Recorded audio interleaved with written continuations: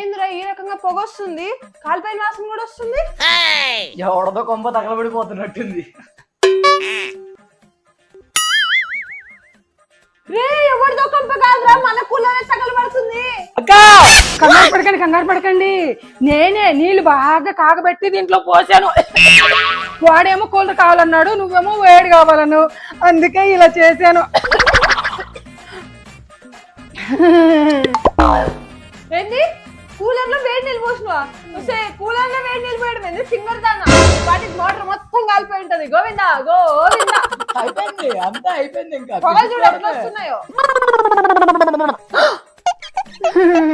అయితే ఇప్పుడు ఐస్ గడ్డలు తెచ్చైనా పొగ మొత్తం పోయిద్ది. మా సుబ్బలత్సమ్మదే జాతకం, పోయవ్వ పుడుతుందిలే పూనకం.